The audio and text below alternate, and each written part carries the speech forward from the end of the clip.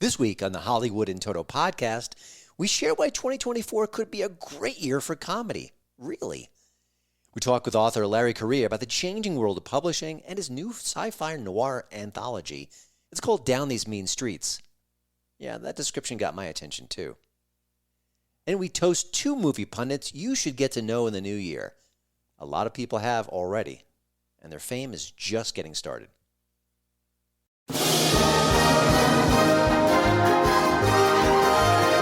Welcome to the Hollywood in Toto podcast. Entertainment news and reviews without the woke Hollywood narrative. Free speech, free expression. Now that's entertainment. And here's your host, award-winning film critic, Christian Toto. Before we kick things off, I really hope you'll subscribe to the Hollywood in Toto podcast. We've got new episodes coming out each Wednesday and more bonus episodes coming in hot. Everyone loves to laugh, but I am obsessed with comedy these days. My wife is too. She's always checking out Facebook Reels and YouTube, looking at the latest comedy clips, loves to laugh. You know, life is hard. You need a distraction, but my take on comedy is a little bit different. To me, comedians are the canaries in the coal mine. They're giving us a real good indication of where we stand on free speech at any given moment.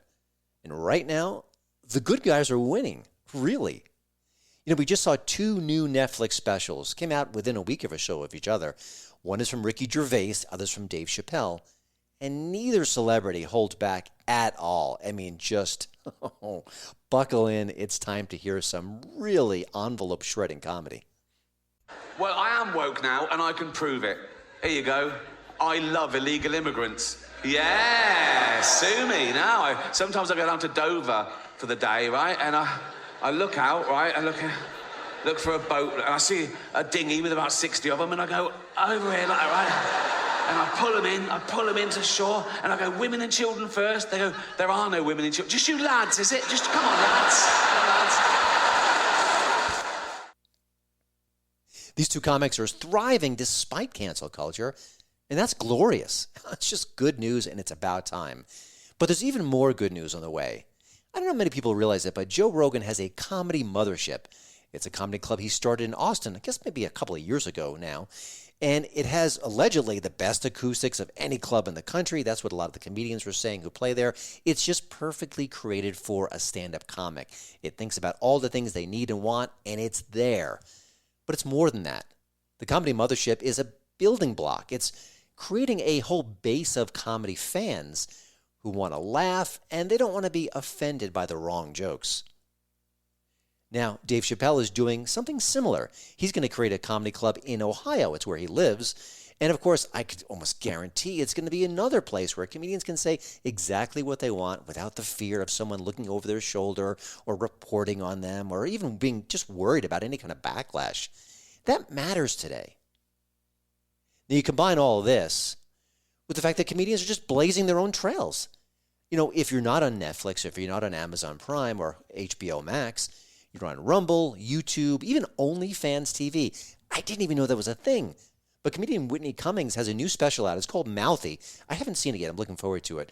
But it's an offshoot of that notorious website, OnlyFans. And I'm guessing she's just telling her jokes, and I don't think we see her feet, but OnlyFans TV, I guess, is just letting her be herself.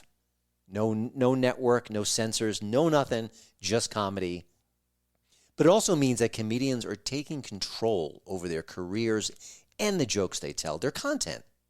And that's the best news for free speech, especially as we enter 2024, when I guarantee censorship, at least the censors who want to bring it about, they're going to be hungry to take even more control over the landscape. But there's a little part of me, there's a small part, that's just a bit sad about what's going on right now. And let me explain. I grew up listening to Howard Stern, and you could say that explains a lot about me, but it is what it is. And of course, for years and years, he was fighting with the FCC, demanding he could say what he wants to say on regular terrestrial radio, as we call it now. He wanted to tell his jokes his way, and he fought, and he kicked, and he screamed, and he got fined along the way as well. The Howard Stern on the radio today on Sirius XM, he's just part of the corporate machine. He doesn't give a damn about free speech, and it just makes me sad. You know, when you think about this resurgence, what's going on with Gervais and Chappelle and other comedians, I wanted Howard to be a part of this comedy revolution. In a way, he started it. He fought the good fight for so many years. And now he's on the sidelines. And I mean, I guess in a way, we've got a new generation of comedians who are fighting on his behalf. But it's not just Howard's behalf, it's ours too. Free speech matters, whether it's online or in a comedy stage or anywhere. That is the battle of 2024.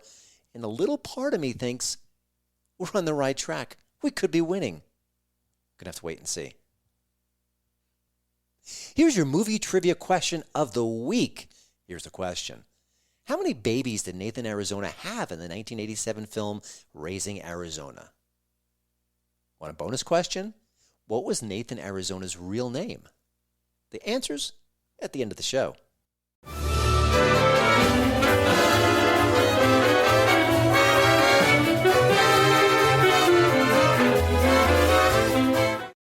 Larry Correia was self-publishing before it was cool or even necessary given the wave of sensitivity readers we have right now.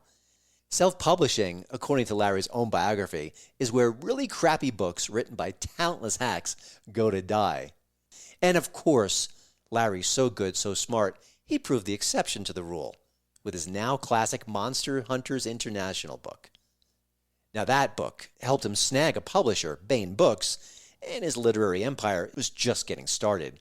Now, Larry isn't just a successful author. He's also a gun expert. He really does defang some of the media narratives and myths surrounding the Second Amendment. And of course, he's a warrior at X too. If you've seen him or followed him on Twitter, you know exactly what I'm talking about. His latest book? Well, he calls it a sci-fi noir anthology. Yeah, it's a mouthful. It's also pretty interesting. It's called Down These Mean Streets. It just came out this week, and one of the contributors, well, she has a special place in Larry's heart. It's called a teaser, folks. But you know, Larry doesn't really need a teaser. He's just a great storyteller, and I let him loose in this conversation. Here's my chat with a smart, outspoken fellow and an all-around mensch, Larry Correia.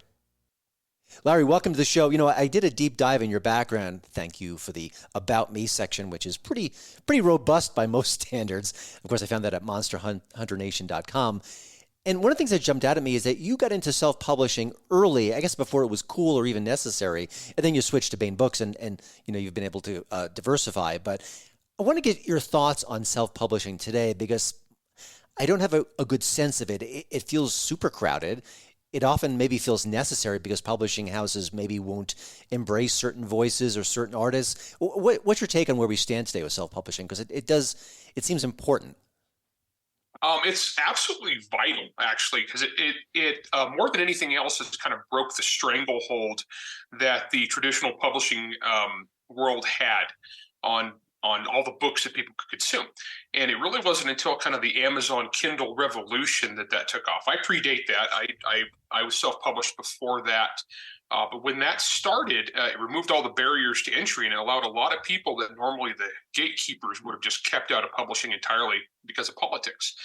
And a lot of talented people in there, a lot of really great authors out of there, a lot of great guys making good livings now. The downside is because it removed all the barriers to entry, there's also a lot of crap. It's the old Sturgeon's law. 90% of everything is crap. It's probably actually worse in self-publishing.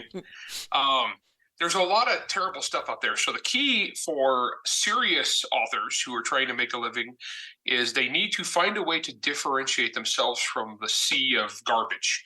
And the key to that is building up a fan base, getting your work out there in a way that your target audience can see it and know who you really are, and then follow you accordingly. And then you grow that over time. Mm-hmm.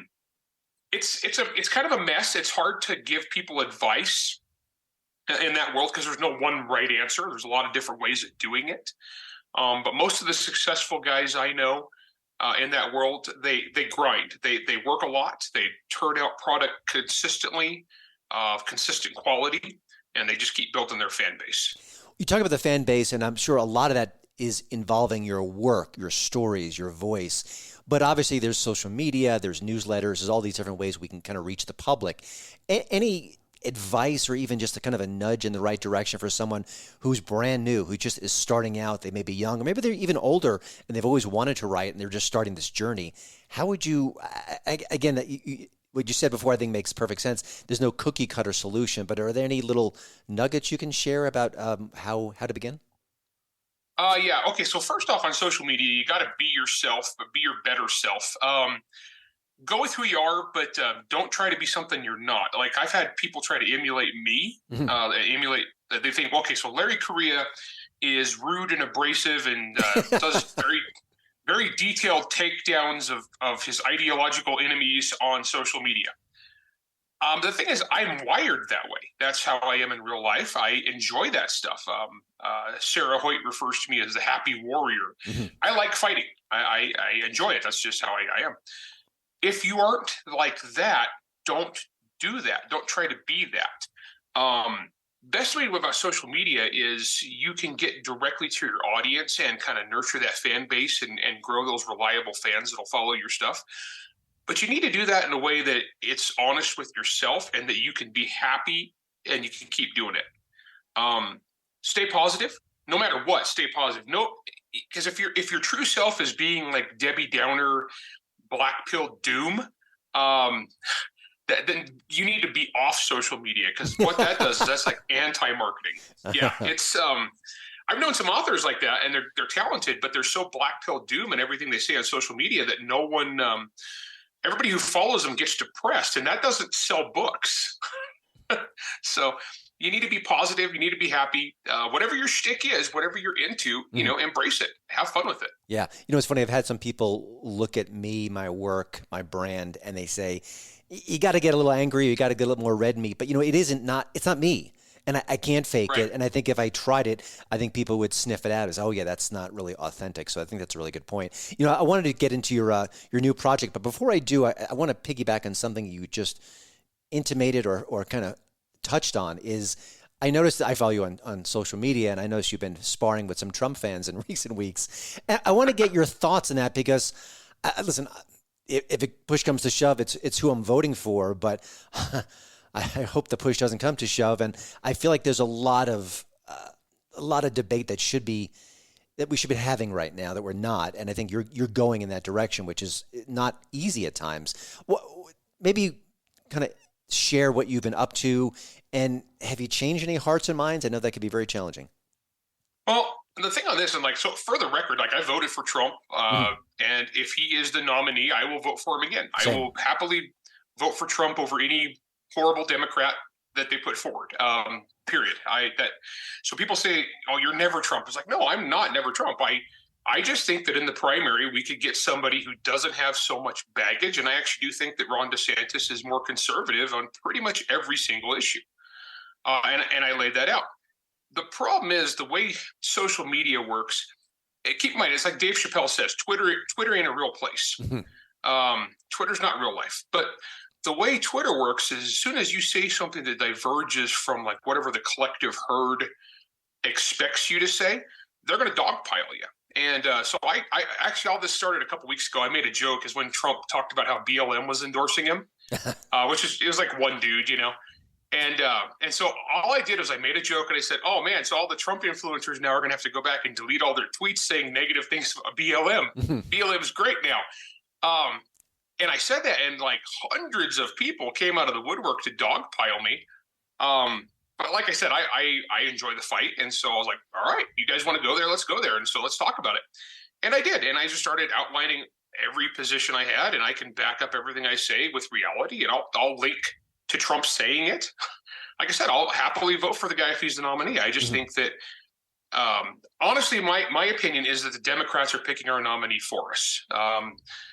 They are pushing us in the direction of the guy who has the most fame and name recognition, which obviously he was former president, huge. And yeah, I do think he got robbed in 2020. I think he got totally shafted.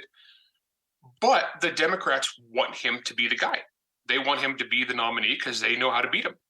And they've demonstrated they know how to beat him. They know how to play him. They know how to roll him. And no matter how much I document that or document his failures or screw-ups, it's always somebody else's fault. It's never his. And, not to bag on the guy, but I don't think he's an executive. I think he's a celebrity. I And I think he's good at that. And I think he's a great rabble rouser. As like personality-wise, I got more in common with the guy than I do with Ron DeSantis, like personally. Not morally. I'd get excommunicated from my church. But I'm saying, like as an executive, we're not. A lot of people are looking at this like we're crowning a king. But my personal philosophy is we're Americans. We're not British. We're not crowning a king. We are hiring an employee. And in this case, we're hiring the guy to have basically the most important job in the world because he is the dude that manages the giant, powerful federal leviathan that meddles in all our lives. And I want the guy that's demonstrated that he's a better executive. Yeah. So, but I said all that stuff and it's kicked off quite the firestorm of controversy. But yeah, it is what it is. I on social media, I'm honest, and I just share what my honest opinions are.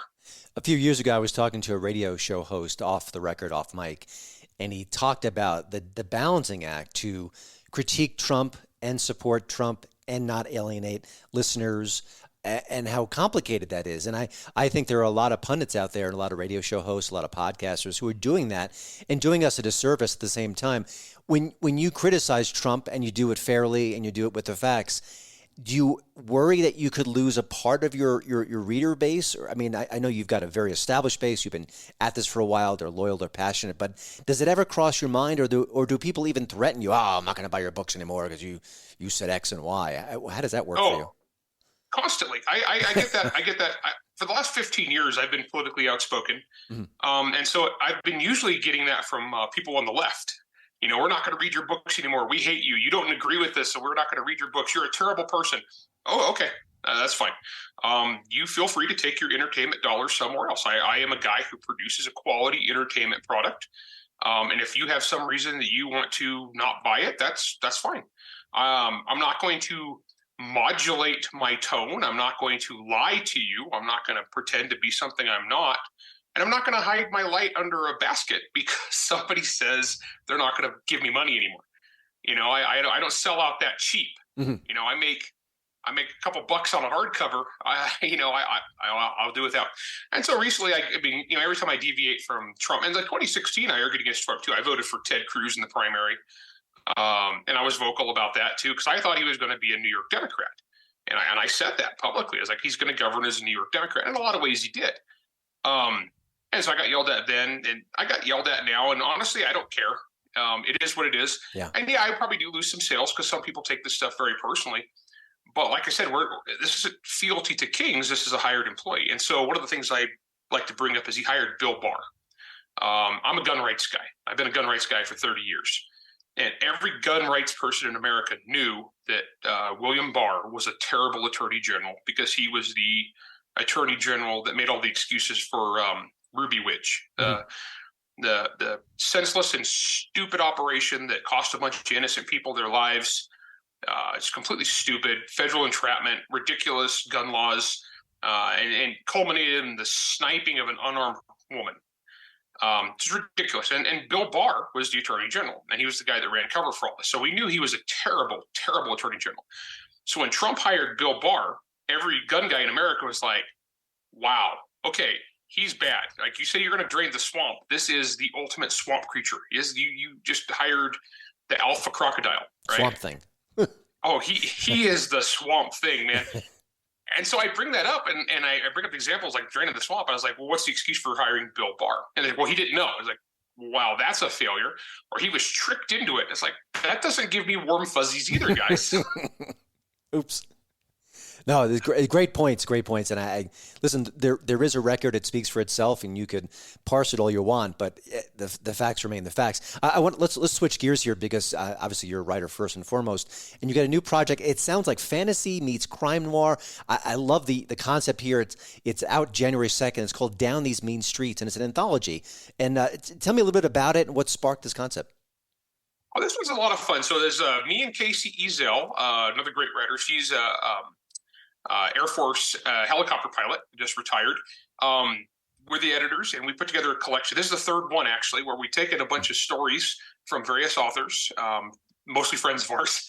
And the theme is noir, sci-fi, and fantasy stories.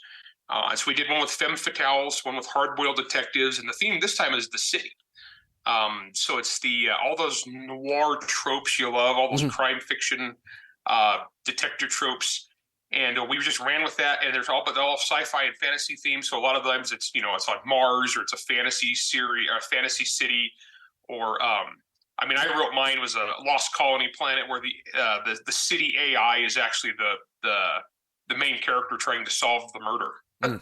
So we had a lot of fun with it. It's been a great series. Yeah, it's called Down These Mean Streets. Got some fantastic authors in it, so I'm really hoping people like it. Now, I want to focus on one particular author. Her name is Hinckley, and she has a bit of a connection to you. I want to hear how you, your love of writing, of reading, of fantasy, how you imparted that with your daughter. Yeah, so my daughter is she's 23 now, and she's done with school, and she's got a job as an IT professional. That's what she does. She's a computer programmer.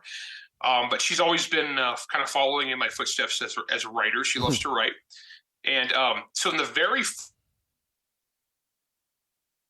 first time we did these anthologies, I thought it'd be fun to have submit a story, The Powers of Nepotism. But the funny thing is, that first anthology we did with my daughter in it, it had me, authors like Laurel K. Hamilton were in it, David Weber, who's written like 60 novels, so super mega best-selling authors. Hinckley had the best reviewed story in the entire anthology. There you go. And so, we actually brought her back. She's actually incredibly talented, very smart kid. And so we brought her back for the third one, and she's got another story in that same setting. It's a family of Japanese ghost hunters, and she's writing from the perspective of the American side of the family who's like come home to visit. And everybody else has like their mystical samurai weapons, and her mystical samurai weapon is a 1911. Because she's from Texas. She's born and raised in Texas. And so having a lot of fun with that. No, she's a very talented kid. I'm really proud of her. A super smart girl. So she's got a great future. Did you spot that talent pretty early? I know you were obsessed with reading and writing early age. Did that same evolution track with her as well? I did, yeah. So she was always super creative, and I would drag her along to all these different events with me. So she was going to like writer conferences where writers were giving like professional storytelling, writing advice from the time she was like 8. Oh gosh! And because she was just my little partner in crime. And the funny thing is, so she actually got her start in high school writing fan fiction online under a fake name. And so she was writing one time, and this is why she decided that she could probably be a real writer, is she was writing some fan fiction for, some anime thing. And somebody was critiquing and says, your style reminds me a lot of Larry Correia's Monster Hunter International series. You should check those out. And she's like, yeah, they paid for my house. Great tip. Reading about your background, you really fell in love with fantasy at an early age, and I think Sword of Shannara is one of the books that, if I have that right, it's one I read back in the day as well. I'm always curious about. Listen, you're not 98 years old, but you've been at this for a while. The fires that burn within you as a storyteller, as an artist, the things that you feel passionately about, are they similar to when you first started writing professionally? Have they evolved over time? I just feel like, some artists burn out early. Some are able to be in their 80s and still create great works of art. There are some directors who certainly fall in that category. I was just kind of curious about what drives you these days, and how different, or maybe how similar it is to what drove you back in the day. Well, the primary driving force is I have to pay my bills, honestly. So I'm a working professional in the first thing. But honestly, as an artist, it's kind of about the same. I've been lucky. I've been doing this for 15 years now. I'm 48. And I love telling stories. I am a compulsive storyteller. I like to write. I like to talk. I like to tell stories. I like to entertain people. It's funny, so I want to argue with these people on Twitter, like, wow, you used a lot of words. It's like, dude, I use a lot of words for everything. That's just how I roll. I mean, if you thought that was a lot of words, then the page of a professional novelist is not for you. No, but I thoroughly enjoy telling the story. So the stuff that wears you out creatively is business stuff. Like as a writer, there's all the business into things, and there's the deals and the contracts and the deadlines and the sales and the marketing and the travel and the book signings. And now that stuff kicks your butt, and that does wear you down with time. But the actual storytelling part, I still love. I love that. And Basically, if I wrote down every idea I had right now, I would be good for probably the next 15 years. I don't really have a lack of ideas. Mm-hmm. I have a lack of time and a lack of patience. Yeah. But creatively, no, I still love making people happy. I love them reading my work and I don't know. I make a small bit of difference in this is going to sound cheesy, but I improve people's day a little bit, you know? No, yeah, absolutely. Complete strangers, I made their day a little better. Mm-hmm. And that's kind of awesome. If you get lost in a book, if you find escapism in a book, if you find a book is something you look forward to at the end of the night, you're going to spend 20, 30 minutes in bed reading that book. That's an absolute gift. So there's nothing cloying about that. It is accurate. I wanted to ask you a little bit about what's going on in the publishing world. You know, we read about sensitivity readers, about the author of, her name has escaped me, maybe Janine Cummins or something, of American Dirt. She was the wrong race for the story she wrote. I mean, the horror stories come out and they're disgusting to me. I'm sure they're the same to you. What are you hearing in the publishing realm today? Are those stories continuing? Is it getting worse? Are there signs of improvement? What's happening from your perspective? It's definitely gotten worse because part of it was about 10 years ago. I was one of the guys that kind of shone a light on this political bias that existed in publishing, and kind of like we turned the light on, the cockroaches scurried. Everybody knew, and at that point they just kind of went ahead and did what they were doing anyway, and threw all us right wingers out of publishing pretty much entirely in most genres.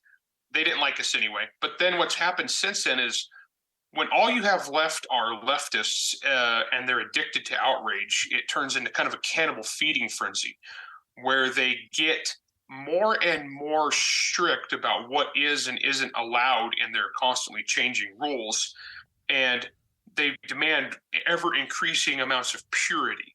So what's happened is, even on the lefty side, all the leftist writers who are fairly moderate or not insane, now they're the ones that are the bad guys, and they have to keep their heads down.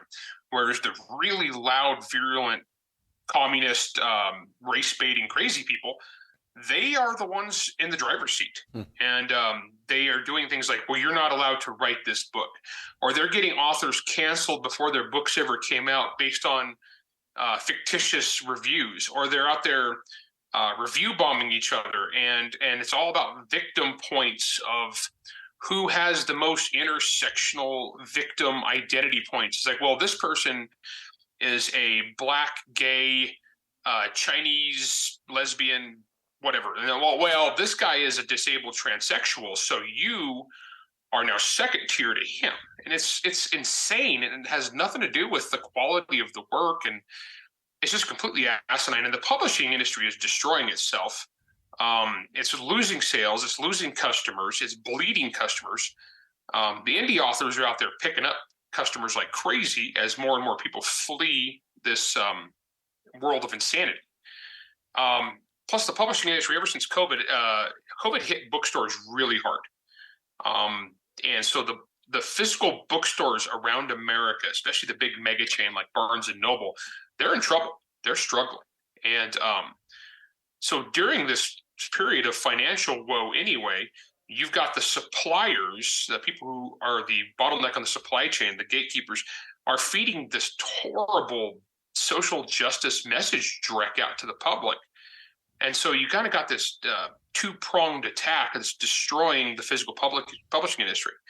And then over on the ebook side, you have Amazon as the 800-pound gorilla that controls everything. So we're all basically beholden to one giant mega corporation with all its petty oddness. Because there's departments at Amazon who screw other departments at Amazon, and they don't even know it. It's so big. And so it's kind of crazy. The industry right now is really weird.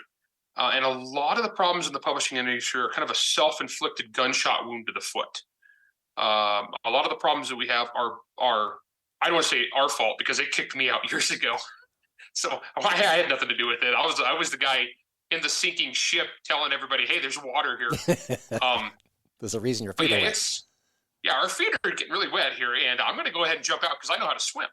And so the publishing industry has got a lot of problems, but the social justice aspect is definitely a huge one. Absolutely. And it's fascinating because I think at some point when they're losing enough money, then they may have to change their ways. But I don't think they're there yet.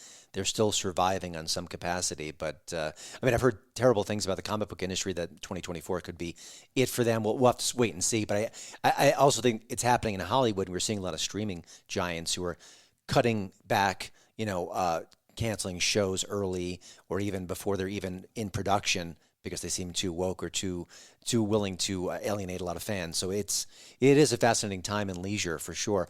Before I let you go, obviously January 2nd is your new book out, Down These Mean Streets. But what does 2024 hold for you? Do you have anything else planned? Is it just working nose to the grindstone? What can you share about the coming year? A nose to the grindstone mostly. That's just life for me. I got some more books coming out. I have another episode of Lost Planet Homicide, which is an Audible exclusive that I do. It's a kind of lost colony of space detective drama, homicide detective drama. I have one of those coming out first part of next year, I think. I don't know the date yet. I'm getting that to them now. And also, I'm trying to get the fifth and final book of the Saga of the Forgotten Warrior done. That was Son of the Black Sword was the first one. This one's called Graveyard of Demons. I'm hoping to have that done here in the next few months. Release date for that, I don't know yet. Gotcha. So, excellent. Working on it. Well, sounds good. Lots of new product coming our way. Thank you, Larry, for joining the show. Of course, the new anthology is Down These Mean Streets, out January 2nd at your favorite bookstore. And also check out In Defense of the Second Amendment. We didn't really touch on this, but you have a really strong antidote to the media's attacks on guns. It's available right now. Check it out. And also just visit monsterhunternation.com for all of your latest work. Thanks for your time, Larry, and get back to writing because I'm obviously taking up too much of your time. Thanks. I appreciate it.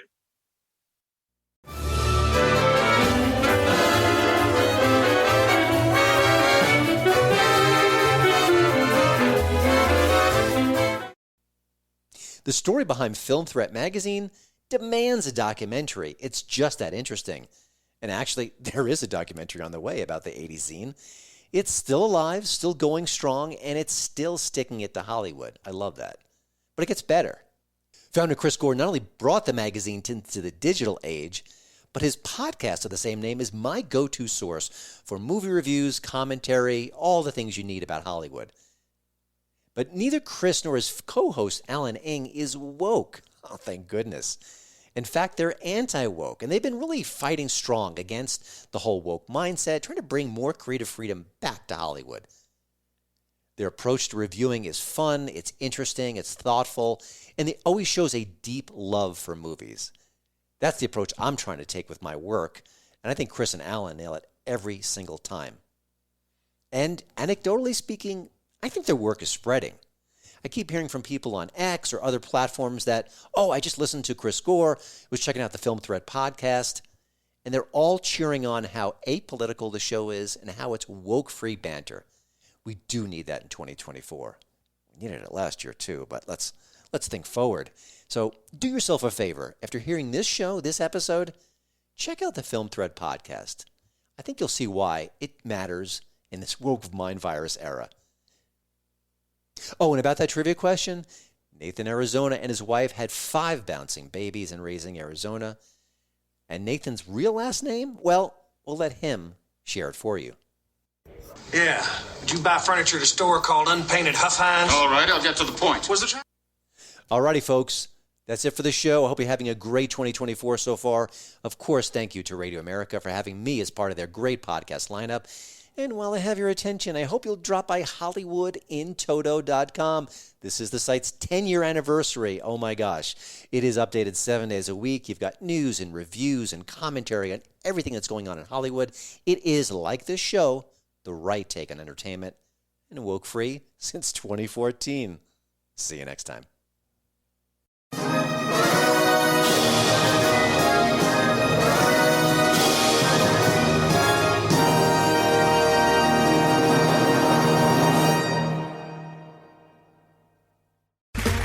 Okay, round 2. Name something that's not boring.